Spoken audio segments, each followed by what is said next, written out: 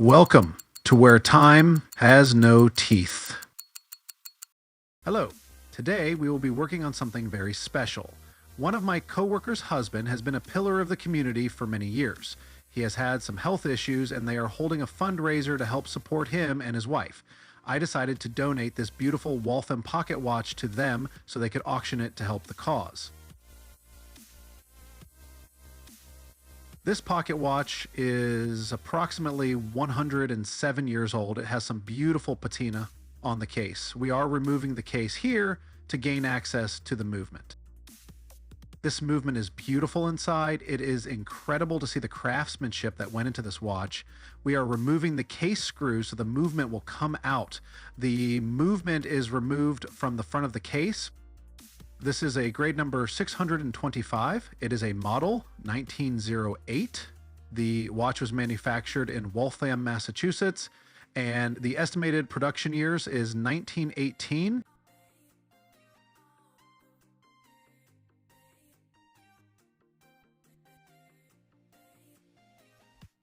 Here we are flipping the watch over to gain access to the front of the case.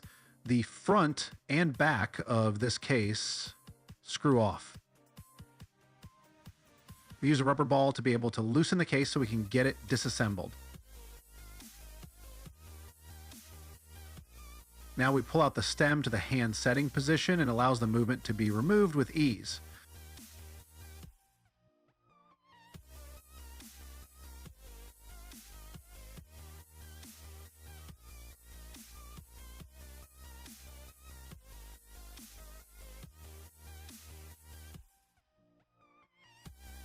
Next, we will remove the hands of the watch. We use a piece of plastic to protect the hands and a hand pulling tool to remove them.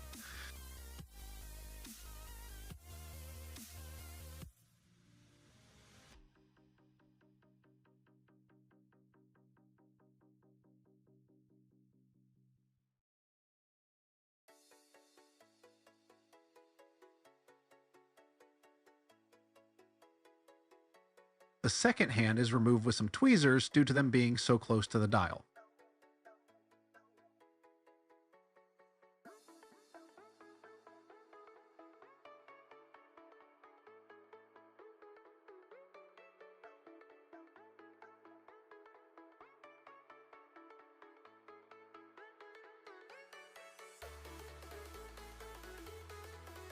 Now, we will loosen the 3 screws around the movement to allow the dial to be removed. These screws put pressure on the dial feet, keeping the dial tight against the face of the movement.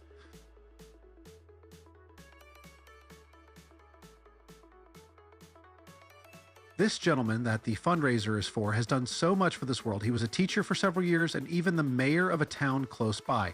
He has worked with local hospitals to help out and is just an all-around good human. His wife isn't too bad either. I work with her and we have a good time. She is very detail-oriented and I have to mess with her sometimes, but it is all in good fun.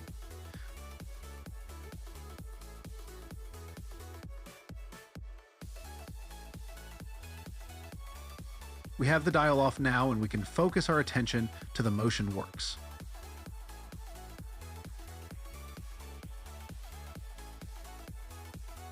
We removed one wheel that was going to fall off when flipping the movement over. I thought it might be a good idea to remove the balance assembly before moving forward. The watch is kind of running.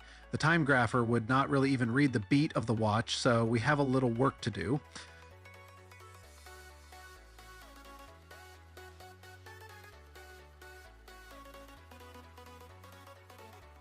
I thought it might be kind of cool for the new owner of this watch to be able to see what goes into the disassembly and assembly of this watch that they will own.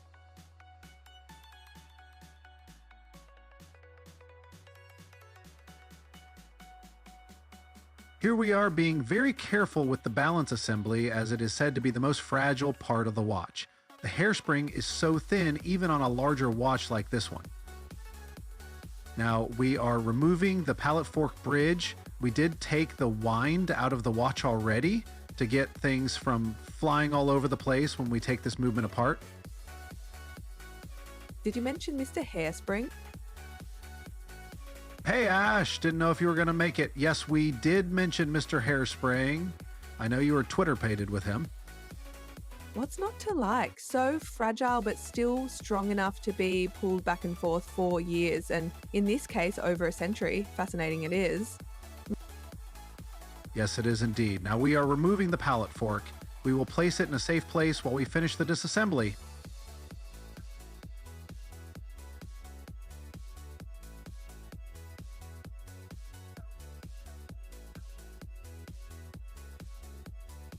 Next comes the removal of the train of wheels bridge. We are removing the screws so the bridge can be lifted off.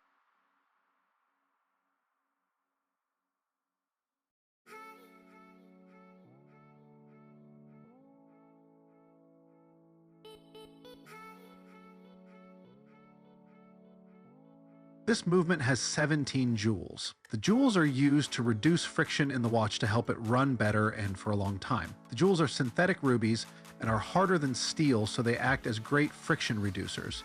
It is also a hunting configuration, meaning that the stem and crown are at the 3 o'clock position instead of the 12 o'clock. It also has a Breguet hairspring. Here we remove the escape wheel. This wheel has different shaped gear teeth to match up with the job that the escape wheel does. In more modern watches, the escape wheel is usually made of steel, but in this one, it is made of brass like the rest of the train wheels.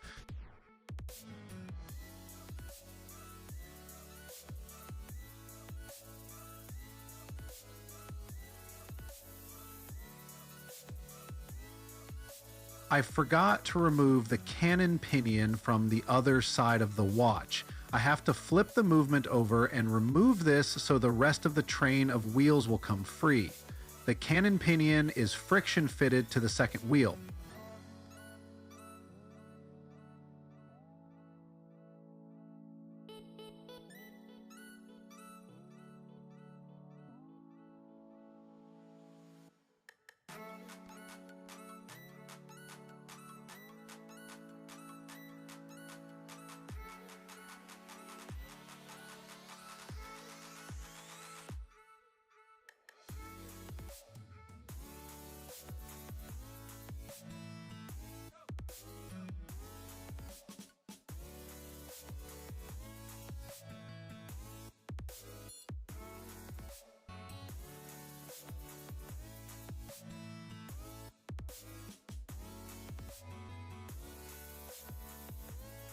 Now we are going to work on the crown wheel.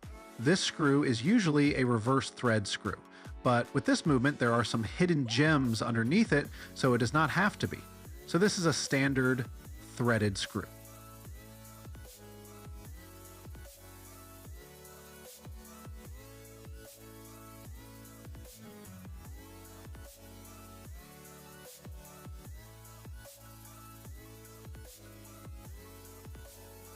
Next comes the removal of the ratchet wheel. This wheel has a square hole cut in the center so it can attach to the top of the main barrel.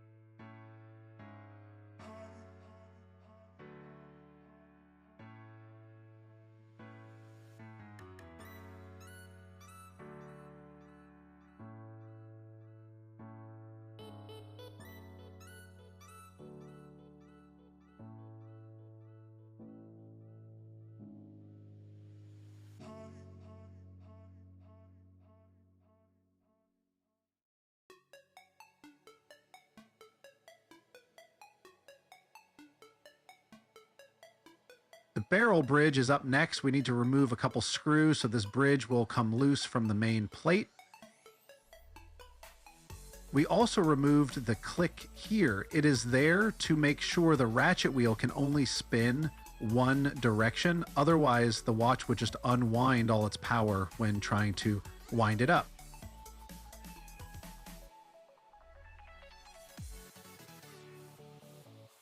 We are removing all the hidden gems that allow the crown wheel to have a regular threaded screw here.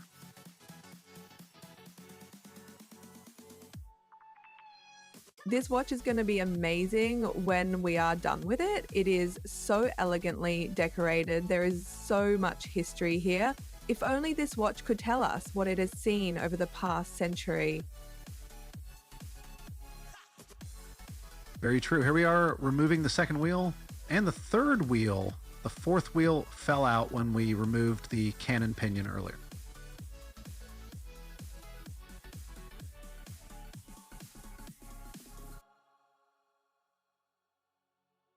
Now we removed the barrel bridge that holds the main barrel in place.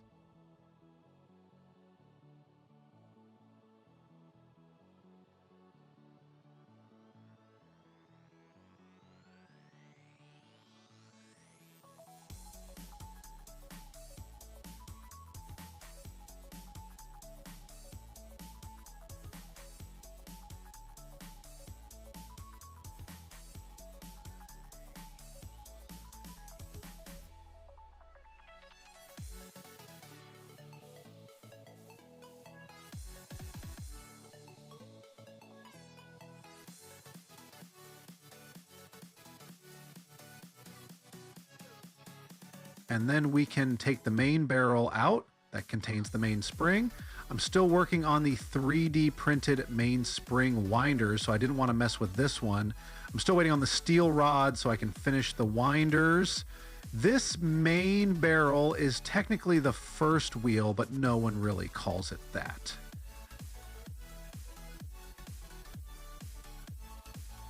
We are diving into the keyless works now. They call it the keyless works because some really old watches used to have to be wound by an actual key. This newer design made it so the key was not required, hence the keyless works.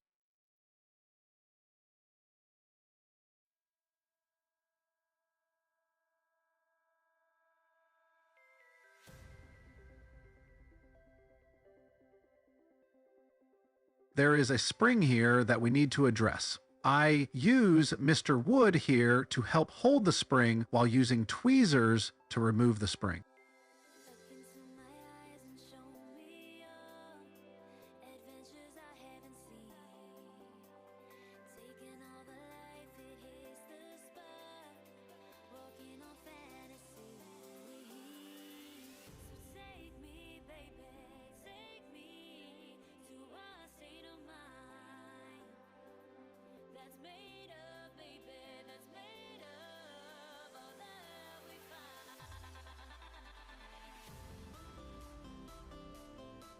Looks like the disassembly is almost completed. Very nice find, sir. Yeppers, it is getting close now. We just need to remove this small screw and it will allow the winding stem, sliding clutch, and winding pinion to come free.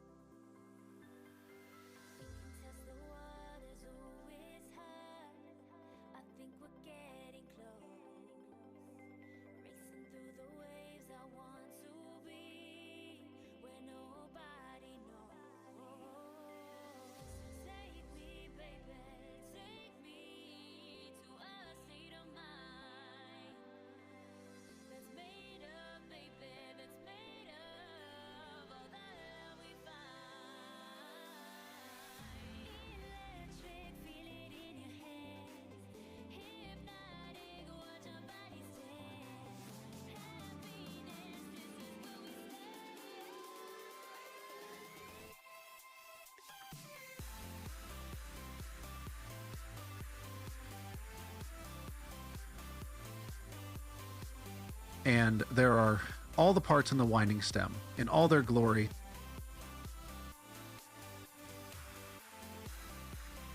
Hooray! Disassembly is complete.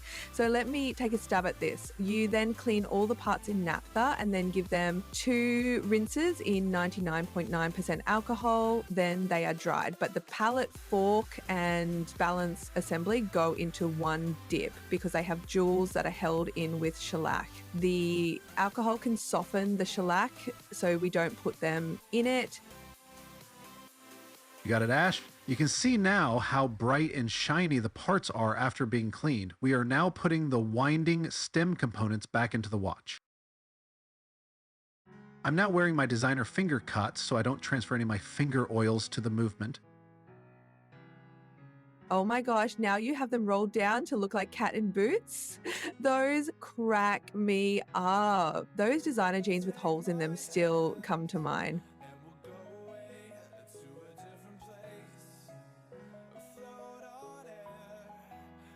You leave my designer finger cots alone, Ash. Here we are using some Rodico to hold the winding stem components in place so we can place the parts that hold it in from the other side. Here we place some Mobius 1300 oil on the pivots that the gears turn on.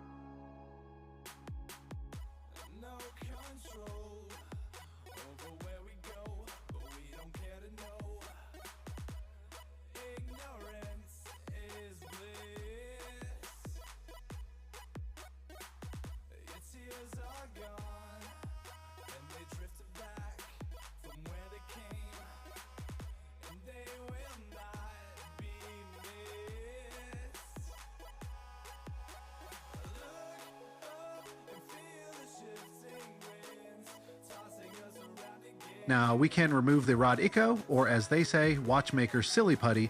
This stuff is very useful in watchmaking. My daughter does diamond painting, and I gave her some for her tools that pick up the jewels, and she said it works great for that too. It lasts a very long time, and for her, the wax she was using would lose its stickiness, but the rod Ico, still going strong.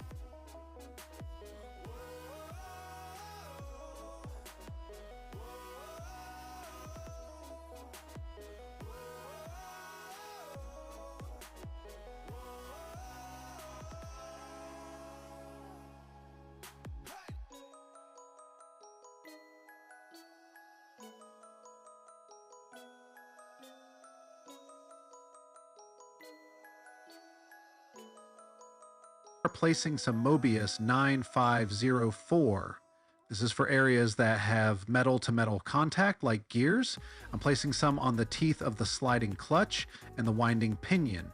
This is a blue grease that works very well.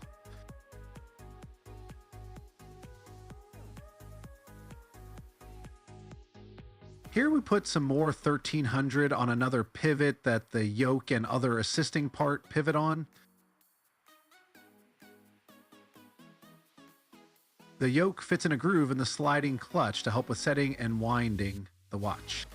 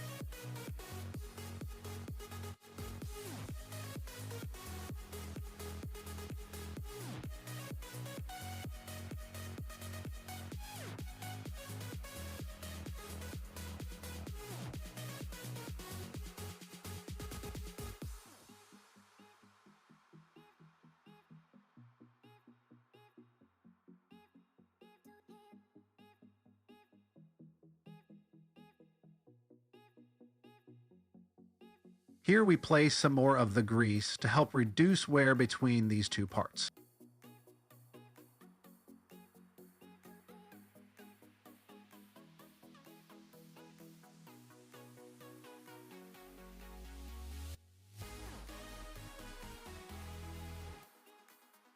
This was a little finicky. It took me a little while to get these parts together and the spring in place. I skipped some of my pain to ease yours in viewing this assembly.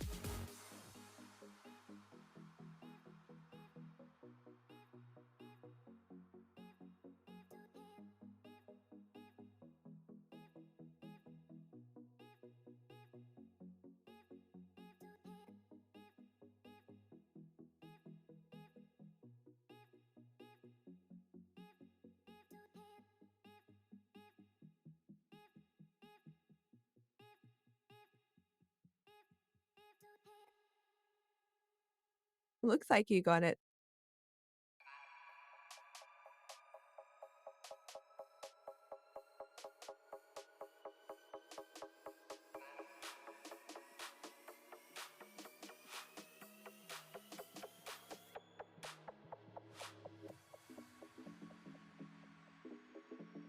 Here is that spring. It was a pain, but we got it in place finally.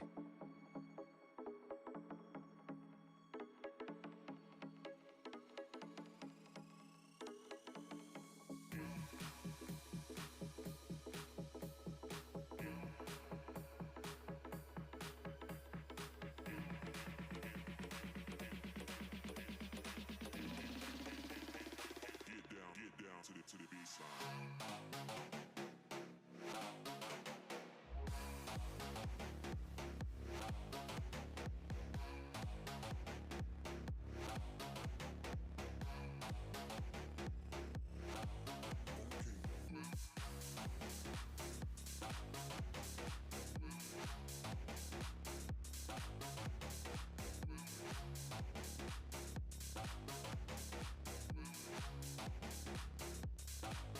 Wow, that little bugger was fighting back. We shall call him Mike Tyson. Well, maybe not. Yeah, maybe not. Here we are adding some 1300 to the main plate where the barrel will be placed.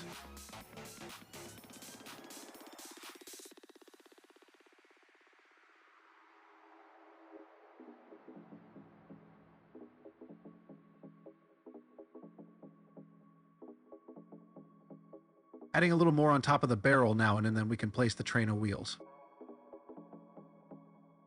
But first, we install the barrel bridge and get it all lined up.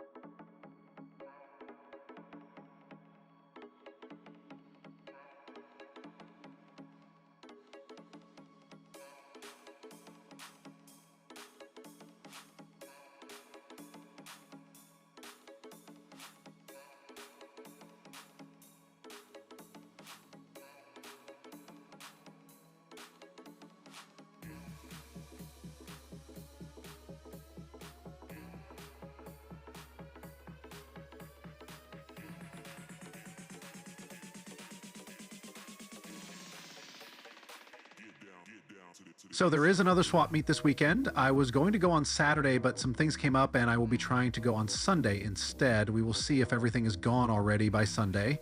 The last time I went, I really didn't find much. This will be a good test to see if the second day is worth going to or not.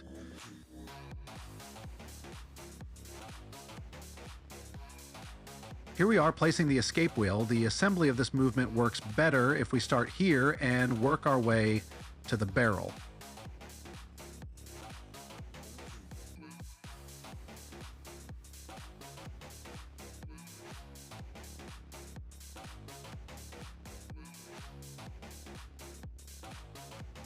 Here's the fourth wheel. The second hand attaches to this wheel on the other side.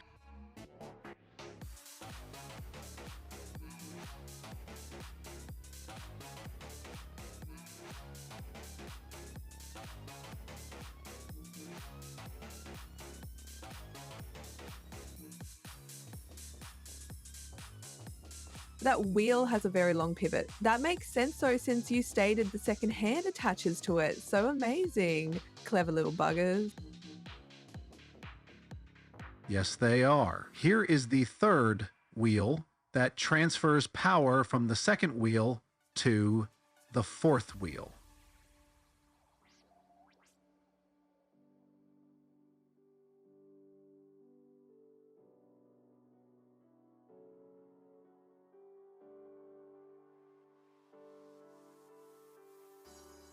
And last but not least, we have the second wheel. Again, this has the cannon pinion attached on the other side with the minute hand attached.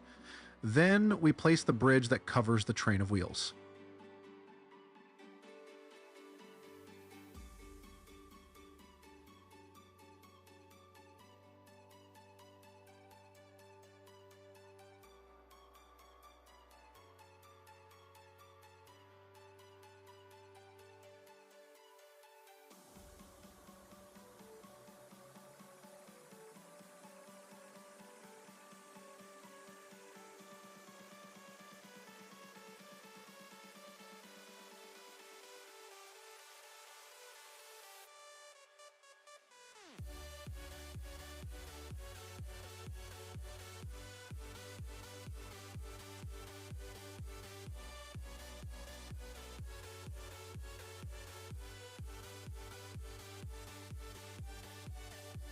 These bridges can be finicky. You need to have all the pivots go into the jeweled holes. It can take some time. Just be patient.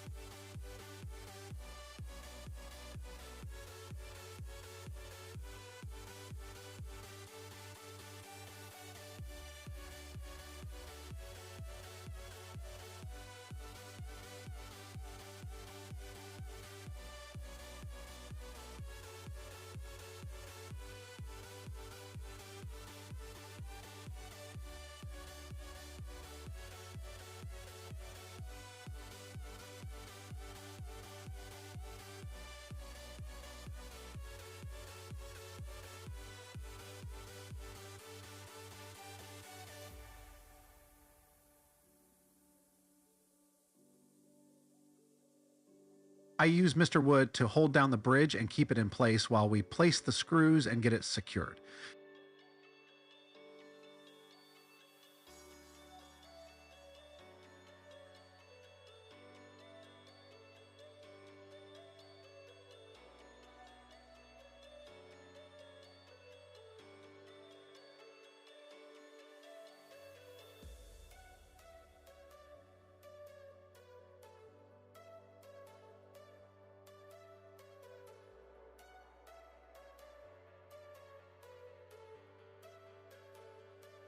I hope the new owner of this watch finds this as fascinating as I do. This is so great.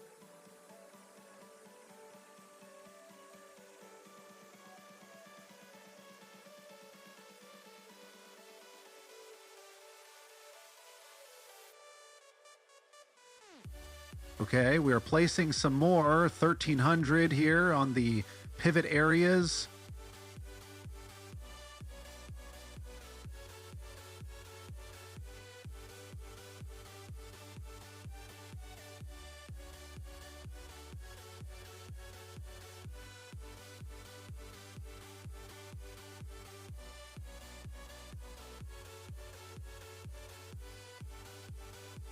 Here we are, installing those hidden gems that allows the crown wheel to have the normal threaded screw in place.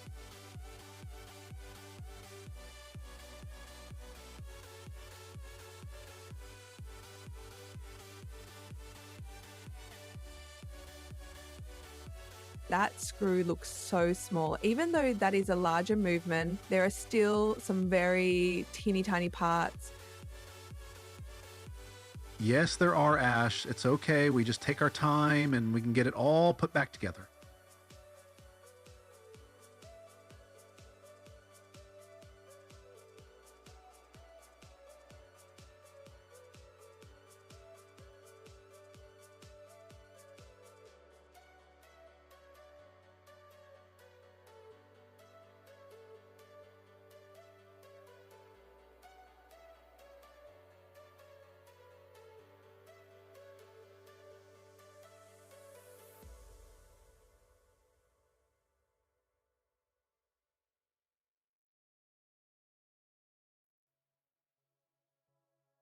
Next, we install the winding wheel and its parts.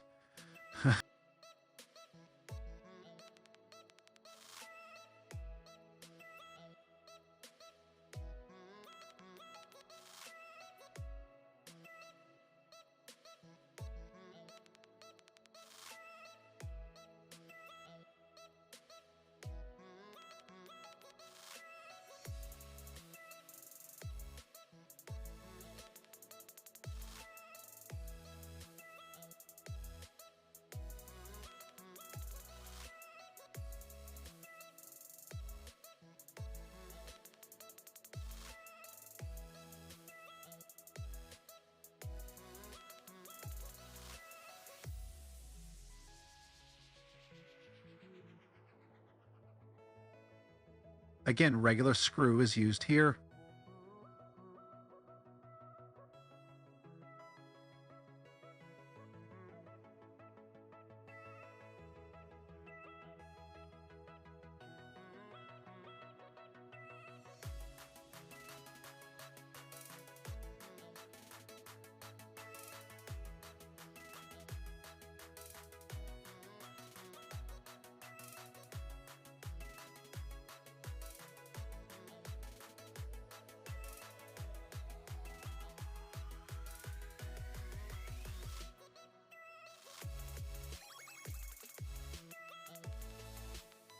Now for the ratchet wheel.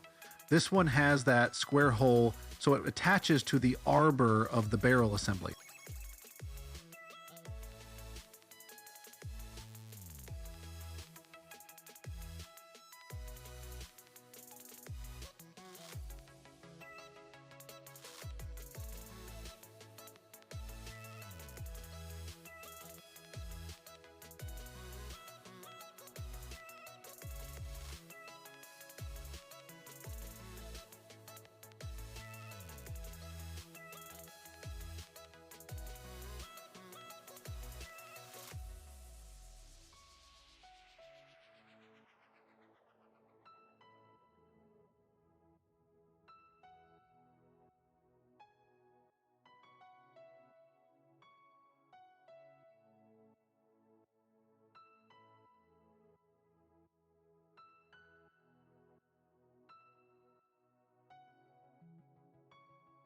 Here it goes, installing the click spring and click. Important part if you don't want your watch to just unwind on its own. We are almost done with this side. Yuppers. We can now work on getting the pallet fork in place. We are very close to seeing if this Movent is going to run or not.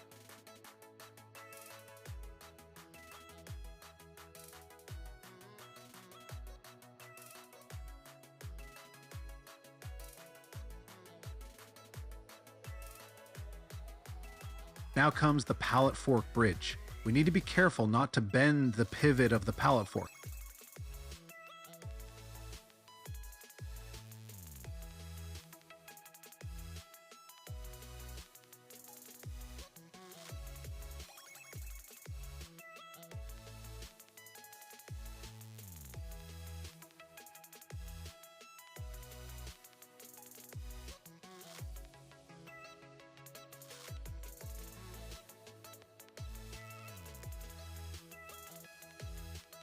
We just secured the bridge now with the 2 screws.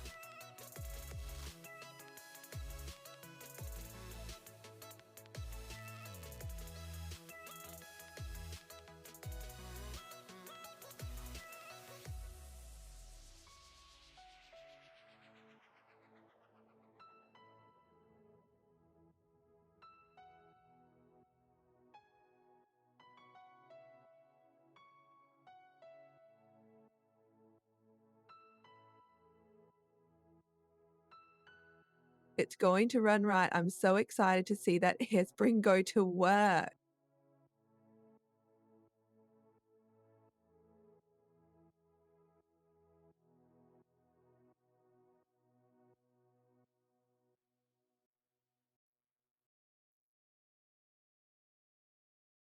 We are checking to make sure the pallet fork is jumping side to side. We put a little power into the watch by winding it up a bit, the pallet fork is doing what it's supposed to do. That is a good sign for the balance assembly.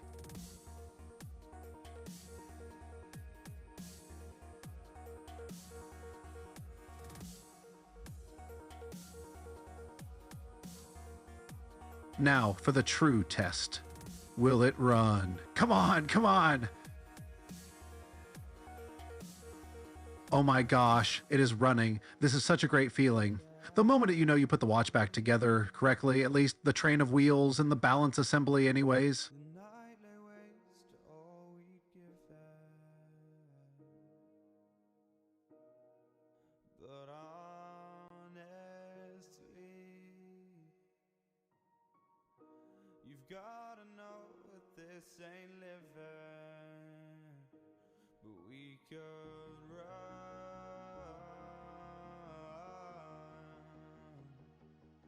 from Elysium. Now we just have to secure the balance assembly with its single screw. Let it burn. You've gotta know that nothing lasts forever.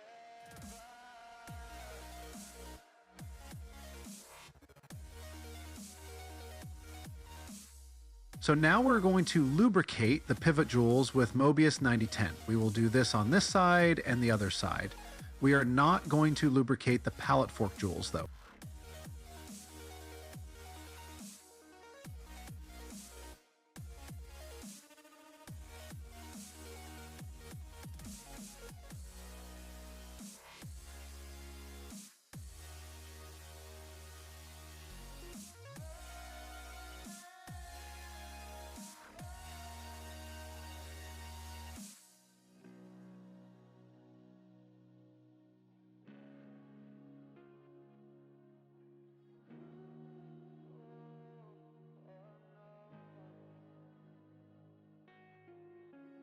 I can't believe myself.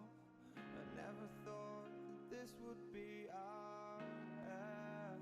We are going to place this gear in the motion works and then the cannon pinion. I always forget about that cannon pinion. We could have placed it much earlier in the assembly. I forget to take it off and forget to put it back on. Maybe I'm getting forgetful in my old age.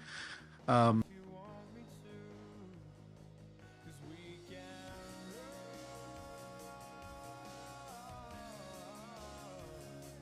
and we can run.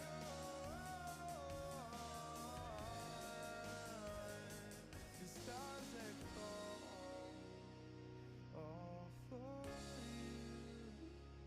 So tell me now, what's left to lose if we run?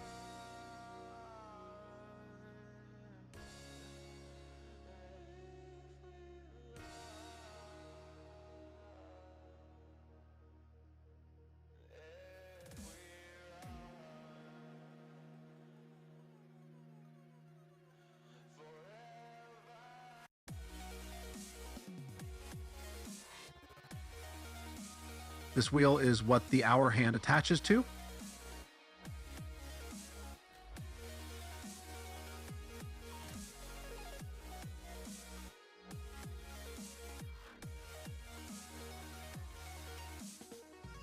Ooh, we are to the part where the dial goes back on. Very nice.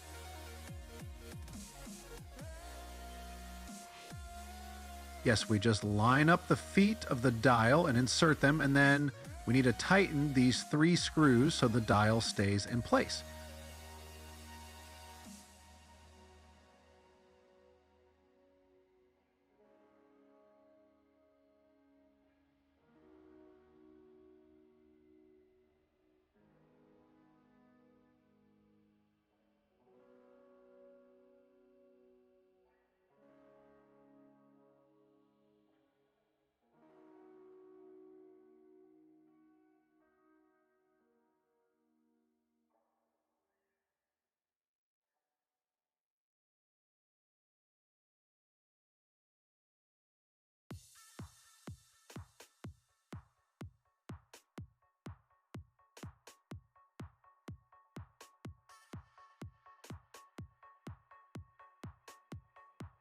Now we just place the hour, minute, and second hand, and then we can place the movement in the case. These are all just friction fit.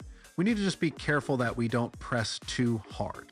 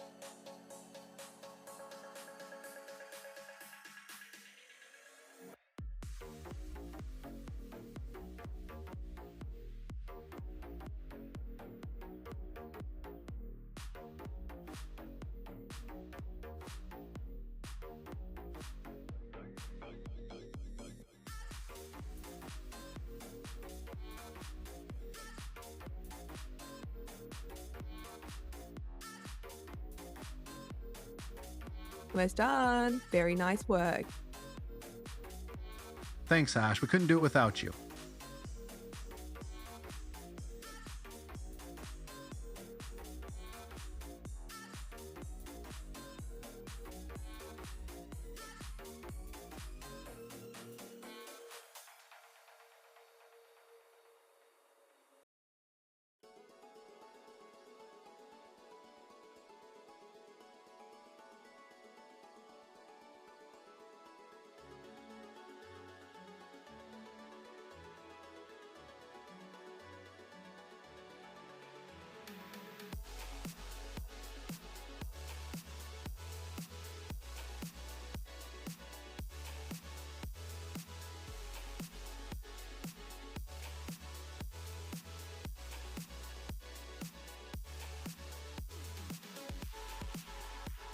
Now we place the movement in the case and screw on the front part of the case.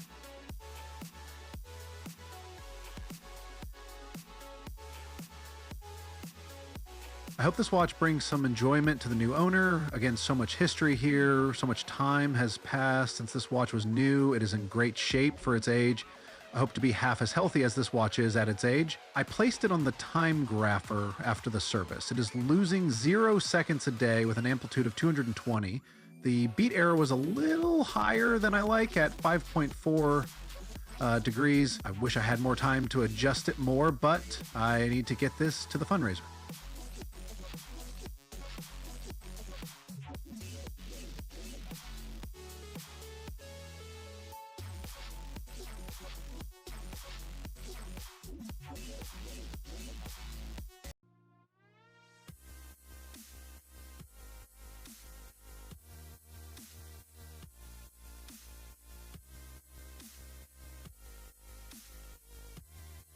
In this case was fighting back, but we got it in the end.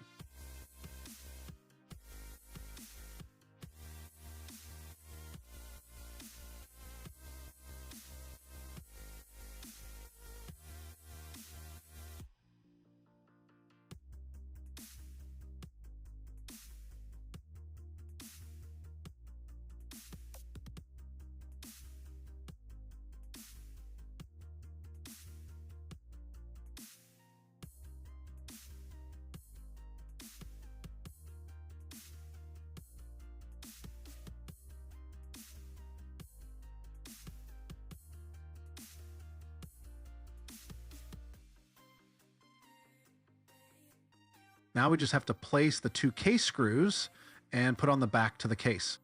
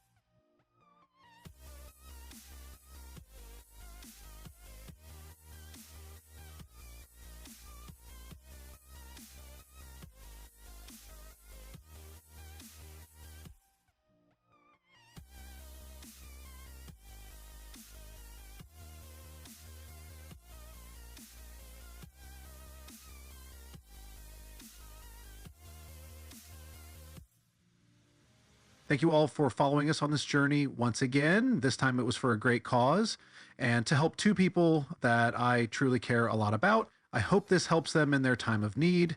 They are pretty cool cats, if I do say so myself.